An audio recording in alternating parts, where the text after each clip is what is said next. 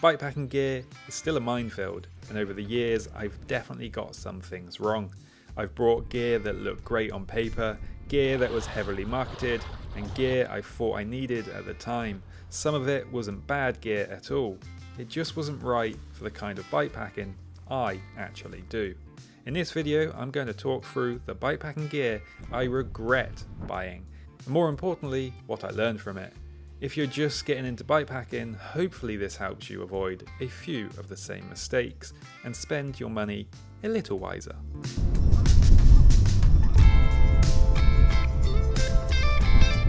There is this tent out there by 6 Moon Designs called the Lunar Solo, a fairly popular tent in the hiking and bikepacking world. It's light and it uses a single hiking pole or similar to set up. All in all, it's clear why it's a popular tent. However, I do not and have not ever owned this tent, mainly because the price is a little more than I'm comfortable to pay for a tent. Typically it will cost around the £300 mark here in the UK. That doesn't come with a pole or stakes or even come seam sealed. That is what makes the seams waterproof for those that don't know. So why am I talking about this tent if I don't own it? Well, with this tent being such a popular tent, that means it is bound to be copied. And this tent is well copied. And this tent kept getting recommended and recommended to me in the comments here on YouTube. So I decided to give it a go with the Lanshan one. Now there are a few different companies that have copied this tent, but the company that I ended up getting my copy from was a company with the name 3FUL or 3FUL, I'm not sure. Now, on the surface, the Lanshan one was essentially the same tent as the 6 Moon Lunar Solo. Pretty much the same weight, the same setup, and if I remember rightly, it even came seam sealed, and with some pegs, and only about £100. You'll still need to buy the pole, but that's understandable as this tent is often used by hikers with a hiking pole anyway. With it being copied by many different brands, everyone will have different experiences. And I know many people watching this video use this tent with no issues at all, but at least with the 3FUL brand, I did not have a good experience with this tent. The first one arrived damaged, and after a lot of back and forth, 3FUL finally accepted to send a replacement.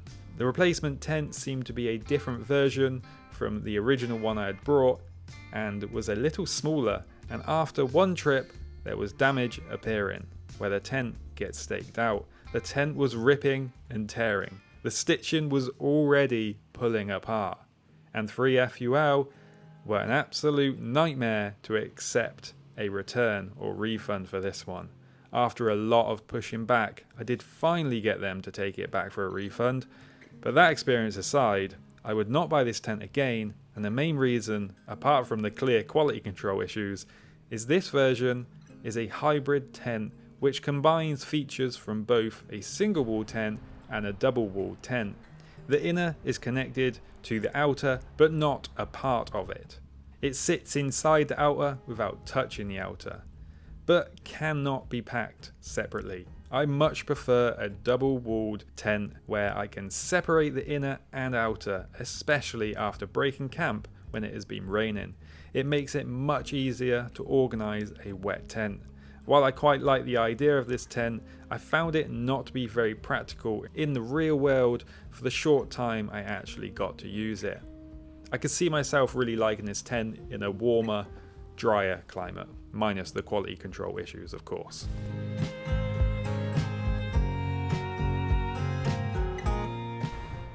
The not so good old Wahoo Element Roam. I'd just broken my old Garmin Edge 1000 and needed to replace it. The hype was all for the Wahoo Element Roam, version 1. It's been upgraded since, so I can't comment if it's better now, but at the time it had not long been out and heavily marketed as an adventure GPS device, one for bikepacking and one for exploring. Their whole promotional video for this device was bikepacking the South Downs Way, a trail I am very familiar with, and one I think, after using this device, I know why they chose the South Downs Way. It's already a WoW signposted route that you don't really need a GPS device for anyway. You definitely do not need in-depth maps, which the Element Roam does not have. The online hype for this one was strong, and from what Wahoo was promising, it seemed to tick the boxes. A promise of good battery life, an emphasis on adventure, no touchscreen, and nice big buttons to navigate the device when it's raining. Nice, it sounded. And while the battery life on the Roam was decent, and obviously a big upgrade from the old Garmin Edge 1000 in that regard, my time with the Roam was full of annoyances and problems, and pet peeves. The mapping was pretty basic, and not being able to scroll around the map while following a route meant not being able to work out where I needed to go if I needed to come off the route without grabbing my phone. It's incredibly reliant on the phone, which, for one, I see no point of having a dedicated GPS device if it's so reliant on a phone anyway, and to which I had constant issues getting it to connect with anyway. Want to look at the route you are following, maybe look a little ahead to find out what's coming up? Well, you will have to just use your phone, because all you can do on the Wahoo screen is zoom in or zoom out. Zooming in does show you more of the route, but removes the map ahead, so doesn't really help. If I wanted to use my phone to look at the map, I would just get a quad lock, honestly. People like to say this one isn't a big deal and doesn't affect most people, and I would agree if it was marketed as a general GPS unit for racing or just recording your rides and whatnot, but it wasn't. It was marketed as a go anywhere GPS device, a bikepacking device. Literally, it was in the promo video. And you know what you might need to do when you go anywhere? Plug it into power. It does have a pretty decent battery life, but even so, at some point I might need to charge it while riding. And guess what? You cannot plug this into a power bank while riding with it in the out front mount. It needs to be slightly turned to be able to make enough room to access the port. It's little things like that that made this device so frustrating to use. I never could get the Roam to connect to Wi-Fi. In the end, I just had to give up with this device. Wahoo and their non-existent customer service left a sour taste in my mouth, and I ended up going back to Garmin and picked up a second-hand Garmin 830, which is much closer to an actual go-anywhere GPS unit. Not perfect by any means, but so much better for bikepacking than the Wahoo Roam.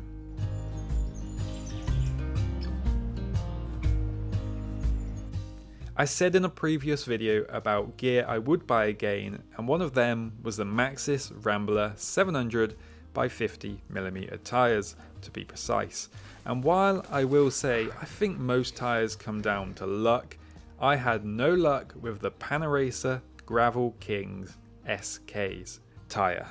I tried these in a couple different sizes, tubed and tubeless, and just found them very much lacking in quality. In terms of grip and rolling resistance, they were okay. Not that great on the wet UK trails, but were manageable most of the time. But the tyres would always get cuts in the treads so easily, and they would never seal. They would get ripped off while riding tubeless, then the hole was always in a way that just would not seal. And of course, puncture with tubes. I know rims play a big part, but these are probably the hardest tyre I have used to get set up tubeless also. While some tyres are too tight to get on the rim, these tyres always felt very loose. Good for getting the tyre on and off, but a pain when trying to set this tyre up tubeless. After a couple different tests with different sizes, the tyres had to go, and I would never use this tyre again for bikepacking. If there's one part of a bike you need to have faith in, that is your tyres. I actually use the slick version of these tyres that I currently have on my road bike, and they have actually performed pretty decently and always been very easy to set up tubeless.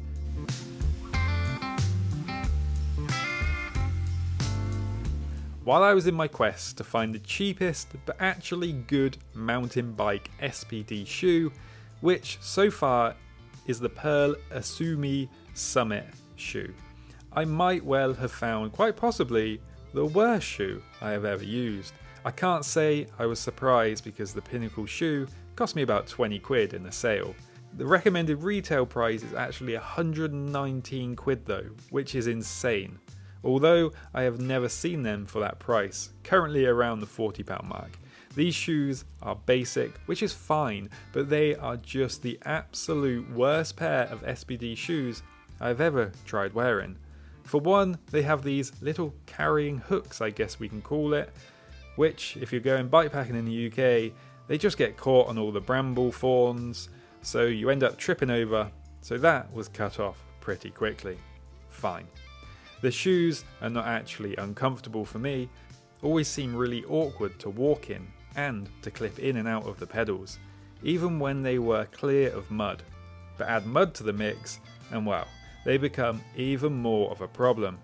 I guess the way the tread sits, it makes the mud accumulate in a certain way, making it harder to clip in.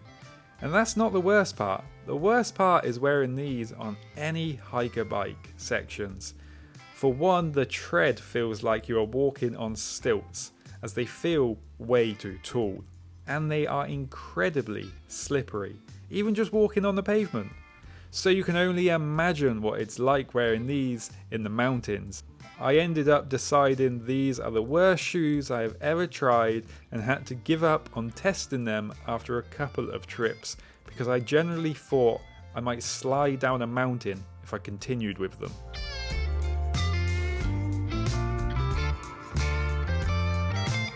This one isn't about one jacket in particular, but just in general, because many waterproof jackets use this. Any waterproof jacket that has a mesh liner inside, supposedly to help breathability.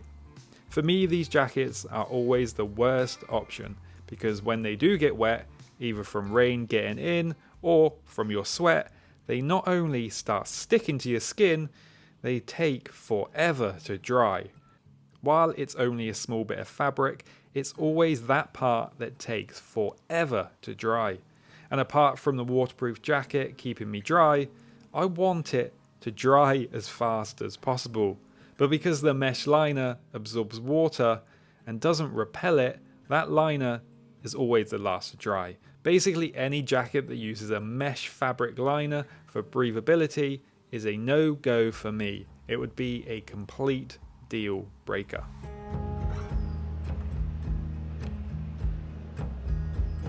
I have been a big fan of seat post bags for many years now, and as someone who travels quite lightweight and uses multiple bikes, they work really well for me as I can easily just have one bag, switch it across bikes easily and carry the same stuff in the same place on each bike.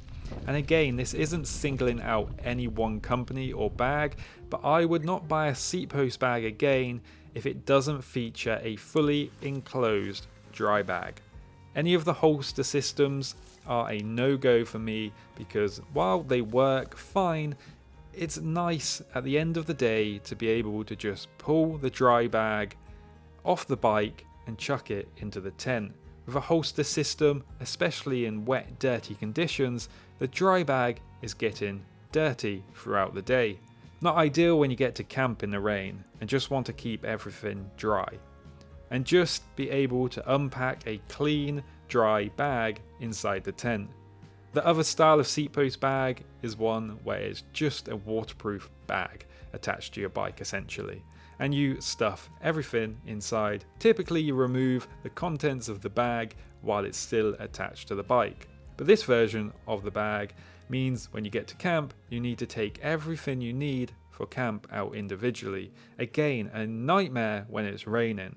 So for me, whenever I'm looking for a seat post bag, I'm looking for a complete, ideally waterproof outer with another waterproof inner dry bag.